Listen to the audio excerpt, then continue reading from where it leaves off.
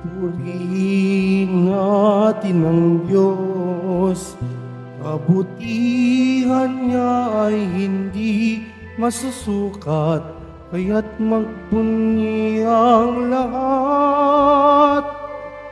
Pag-ibig niya ay wagas, pag-asa nating at lakas. Pagpapala niya ay laging bumubuhos, purihin natin ang Diyos. Sa ngalan ng Ama at ng Anak at ng Espiritu Santo, Amen. sumainyo ang Panginoon. At sumayo rin. Mga kapatid, tinipon tayo bilang kaanib ng angkan ng Diyos. Kaya dumulog tayo sa mawaing Panginoong nagpapatawad ng lubos. Sinugong tagapagpagaling sa mga nagsisisi, Panginoon, kaawaan mo kami. Panginoon, kaawaan mo kami. Dumating na tagapag-aniyayang mga makasalanay magsisi, Kristo, kaawaan mo kami. Kristo, kaawaan mo kami. Nakaluklo ka sa kanan ng Diyos Ama para ipamagitan kami. Panginoon, kaawaan mo kami. Panginoon, kaawaan mo kami. Kaawaan tayo ng makapangyarihang Diyos, patawarin tayo sa ating mga kasalanan at patnubayan tayo sa buhay na walang hanggan. Amen. Manalangin tayo. Ama naming makapangyarihan, lakas ka ng mga walang inaasahan kundi ikaw. Ang pagluhog namin ay iyong pagbigyan, sapagkat kami mga tao lamang, na pawang mahihina kapag iyong iniwanan. Kaya naman kami lagi mong tulungan, upang sa pagtupad ng iyong mga kautusan, ikaw ay aming mabigyang kasiyahan, sa aming iniisip at ginagawa araw-araw, sa pamamagitan ni Jesucristo, kasama ng Espiritu Santo, magpa sa walang hanggan. Amen. Magsiupo muna ang lahat. Pagbasa mula sa ikalawang sulat ni Apostol San Pablo sa mga taga-Korinto. Mga kapatid, tandaan ninyo ito. Ang naghahasik ng kaunti ay mag-aani ng kaunti. At ang naghahasik naman ng marami ay mag-aani ng marami. Ang bawat isa'y dapat magbigay ayon sa sariling pasya, maluwag sa loob at di napipilitan lamang. Sapagkat ang ibig ng Diyos ay kusang pagkakaloob. Magagawa ng Diyos na pasaganain kayo sa lahat ng bagay, higit pa sa inyong pangangailangan, upang may magamit kayo sa pagkakawang gawa. Gaya nga na sinasabi ng kasulatan, siya'y namumudmod sa mga dukha, walang hanggan ang kanyang kabutihan. Ang Diyos na nagbibigay ng binhing ihahasik at tinapay na makakain, ang siya ring magbibigay sa inyo ng binhi at magpapalago nito upang mamunga ng sagana ang inyong kabutihang loob. Pasasaganain niya kayo sa lahat ng bagay para lalo kayong makatulong sa marami. Sa gayoy, dadami ang magpapasalamat sa Diyos dahil sa inyong tulong na dadalhin sa kanila. Ang salita ng Diyos.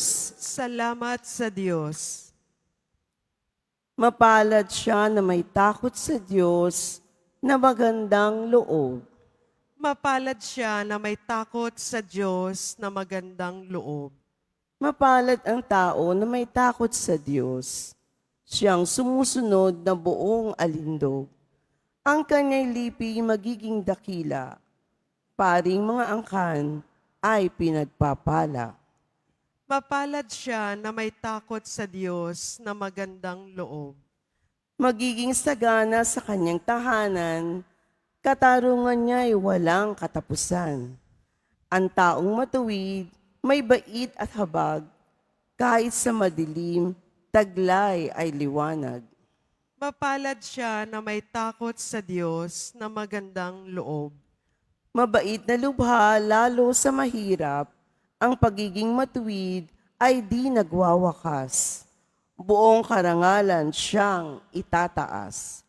Mapalad siya na may takot sa Diyos na magandang loob. Magsitayo po ang lahat.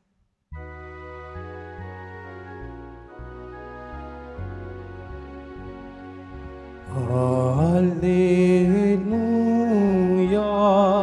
Hallelujah, Hallelujah, Hallelujah.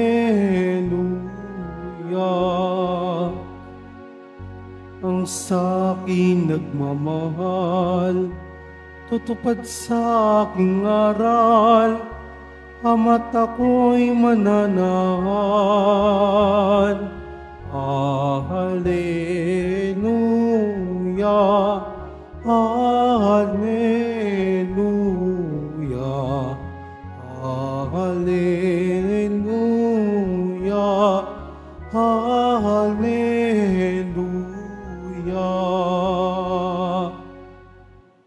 Sumainyo ang Panginoon. At sumaiyo rin. Ang mabuting balita ng Panginoon ayon kay San Mateo. Papuri sa iyo, Panginoon. Noong panahong iyon, sinabi ni Jesus sa kaniyang mga alagad, "Pag-ingatan ninyo na huwag maging pakitang tao lamang ang paggawa ninyo ng mabuti. Kapag ganyan ang ginawa ninyo, wala kayong matatamong gantimpala buhat sa inyong amang nasa langit. Kaya nga kapag naglilimos ka, huwag mo nang ipagmakaingay ito, katulad ng ginagawa ng mga mapagpaimbabaw doon sa sinagoga at sa mga lansangan. Ginagawa nila ito upang purihin sila ng mga tao. Sinasabi ko sa inyo, tinanggap na nila ang kanilang gantimpala. Ngunit kung maglilimos ka, huwag mo nang ipaalam ito kahit sa iyong pinakamatalik na kaibigan upang malihim ang iyong paglilimos.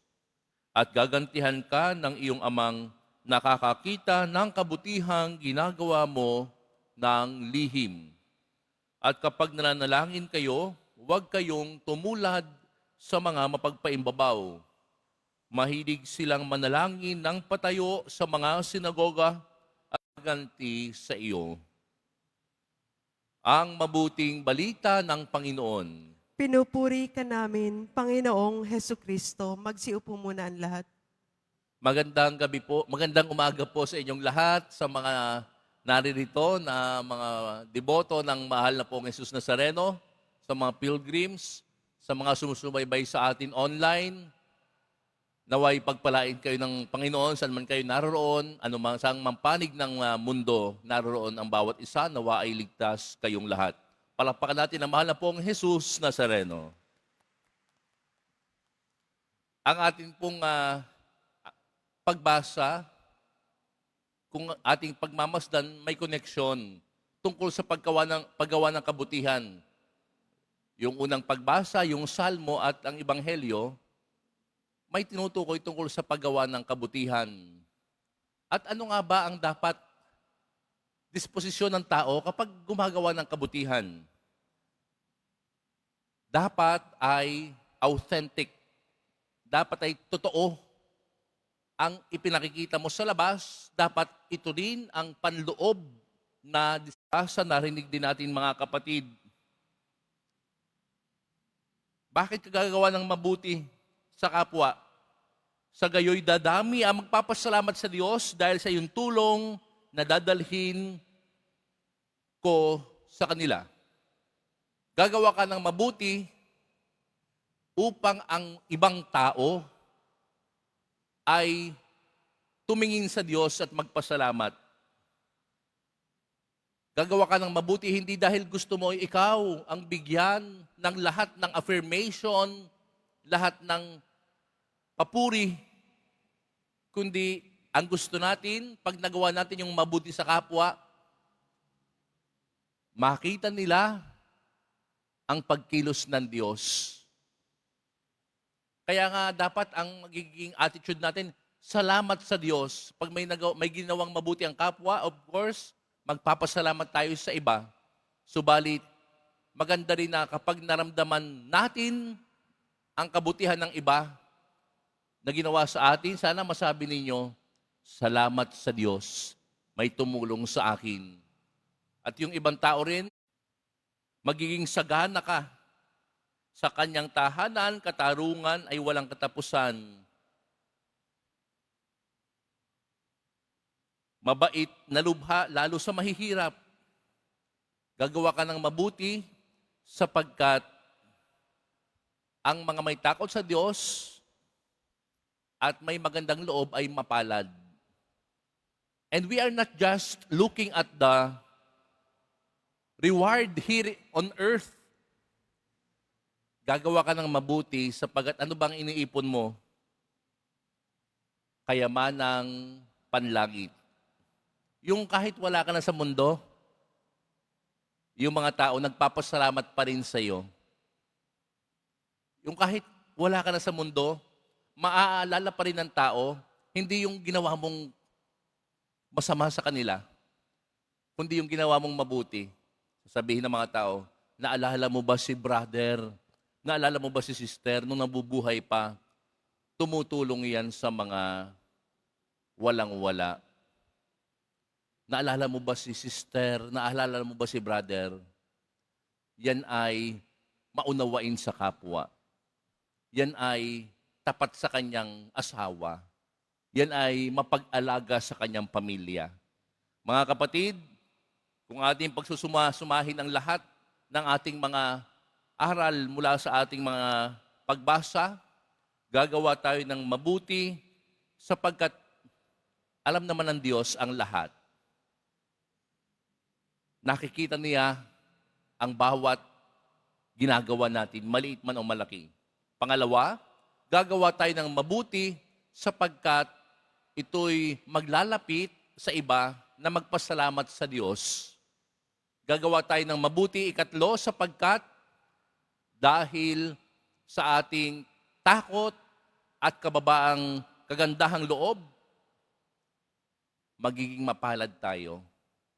At lahat naman ng ating ginagawa, nawa masabi natin, hindi para sa ikaluluwalhati at ating kapurihan, kundi para sa kapurihan ng ating Panginoong Diyos. Tingnan natin ang ating Panginoong Jesus Nazareno. Hindi ba't ganon ang kanyang ipinakita sa ating lahat? Hindi niya ipinilit ang kanyang kalooban, kundi ang kalooban ng Ama. Hindi niya ipinilit at hiningi ang papuri ng mundo, kundi kung ano ang kalooban ng Ama. Amen? Mahal na poong Jesus Nazareno, kaawa. Pare at mga relihiyoso, naway maging mga masigasig na pahayag ng Ebanghelyo sa pamamagitan ng pagsaksi sa kanilang sariling buhay. Manalangin tayo. Panatilihin mo kaming malinis sa iyong paningin, O Panginoon.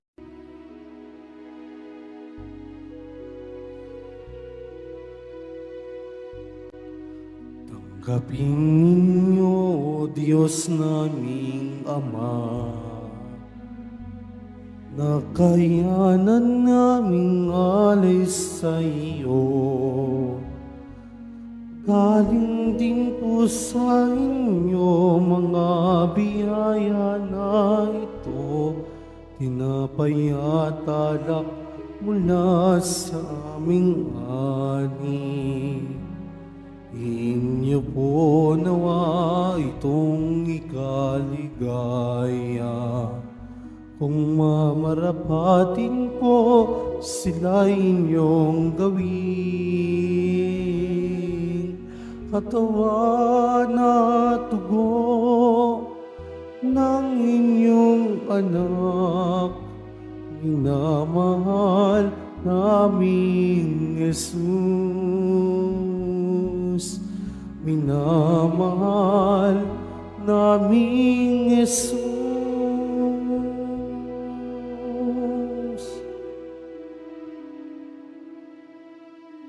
Magsitayo na po ang lahat.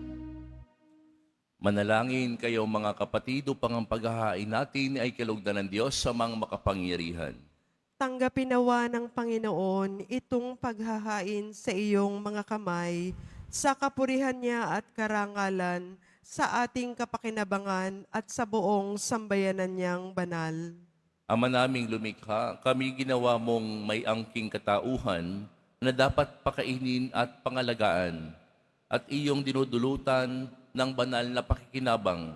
Ipagkaloob mong kami huwag magkulang sa mga iniuukol mo sa aming kapakanan. Sa pamamagitan ni Jesucristo kasama ng Espiritu Santo, magpa sa walang hanggan. Amen. Sumainyo ang Panginoon. At sumaiyo rin, Itaas sa Diyos ang inyong puso at diwa. itinaas na namin sa Panginoon. Pasalamatan natin ang Panginoong ating Diyos. Marapat na siya ay pasalamatan. Ama naming makapangyarihan, tunay ngang marapat na ikaw ay aming pasalamatan. Sa iyong paglingap at kagandahang loob, ang tao'y nilikha mo at pinangasiwa sa sansinukob. Sa hangad mong siya'y iwastong lubos, siya'y pinagdusa mo sa kanyang pagtalikod. Sa iyong paggiliw, iyong ipinahintulot na makabalik siya sa pamamagitan ni Kristo Jesus. Kaya kaisa ng mga anghel na nagsisiawit ng papuri sa iyo nang walang humpay sa kalangitan, kami nagbubunyi sa iyong kadakilaan. Santo, Santo, Santo, Panginoong Diyos ng mga hukbo, napupuno ang langit at lupa ng kadakilaan mo, o sana sa kaitaasan. Pinagpala ang naparirito sa ngalan ng Panginoon, o sana sa kaitaasan. Magsilod po ang lahat.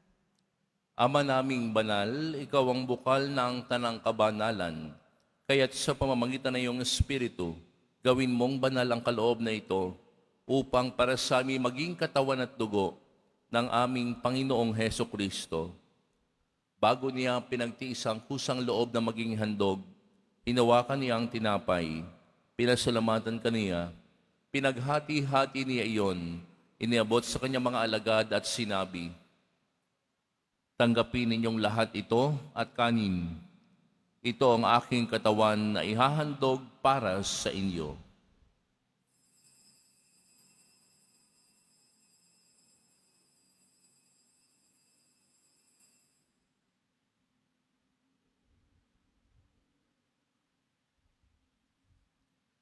Gayun din naman, noong matapos ang hapunan, hinawakan niya ang kalis, muli kaniyang pinasalamatan. Iniabot niya ang kalis sa kanyang mga alagad at sinabi, tanggapin ninyong lahat ito at inumin. Ito ang kalis ng aking dugo ng bago at walang hanggang tipan. Ang aking dugo na ibubuhos para sa inyo at para sa lahat, sa ikapagpapatawad ng mga kasalanan at ang kalis na nagkakaloob ng kaligtasan. Kami nagpapasalamat dahil kami iyong minarapat na tumayo sa harap mo para maglingkod sa iyo. Isinasamo namin kaming magsasalos-halo sa katawan at dugo ni Kristo ay mabuklod sa pagkakaisa sa pamamagitan ng Espiritu Santo. Ama, lingapin mo ang iyong simbahang laganap sa buong daigdig. Puspusin mo kami sa pag-ibig, kaisa ni Leon na aming Papa, at ni Jose na aming Obispo, at ng Tanang Kaparian. Alalahanin mo rin ang mga kapatid na sa tagubili ng mga nagagaling na utos at turo ni Jesus na Panginoon natin at Diyos, ipahayag natin ng lakas loob. Ama namin, sumasalangit ka, Sambahin ang ngalan mo, mapasa amin ang kaharian mo, sundin ang loob mo dito sa lupa para nang sa langit. Bigyan mo kami ngayon ng aming kakanin sa araw-araw at patawarin mo kami sa aming mga sala para nang pagpapatawad namin sa nagkakasala sa amin. at huwag mo kaming ipahintulot sa tukso at iadya mo kami sa lahat ng masama. Hinihiling namin kami iadya sa lahat ng masama, pagkalooban ng kapayapaan araw-araw, iligtas sa kasalanan at ilayo sa lahat ng kapahamakan, samantalang aming pinananabikan ang dakilang araw ng pagpapahayag ng tagapagligtas naming si Hesukristo. Sapagkat iyo ang kaharian at ang kapangyarihan at ang kapurihan magpakailanman. Amen. Panginoong Hesukristo, sinabi mo sa iyong mga apostol, kapayapaan ang Nag-aalis ng mga kasalanan ng sanlibutan, maawa ka sa amin. Kordero ng Diyos na nag-aalis ng mga kasalanan ng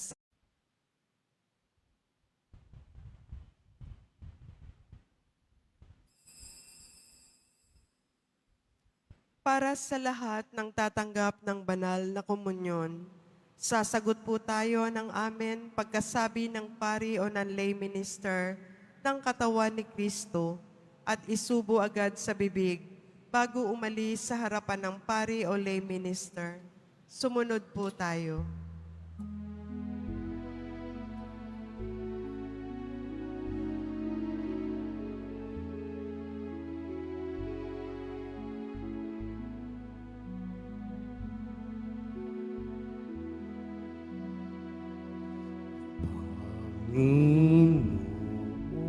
Panginoon, narito ako, naghihintay sa utos mo. Announcement. Mga kadeboto, mabibili pa rin po sa ating parish finance office ang Nazareno Images at Nazareno Novena and Prayer Booklet in English or Tagalog.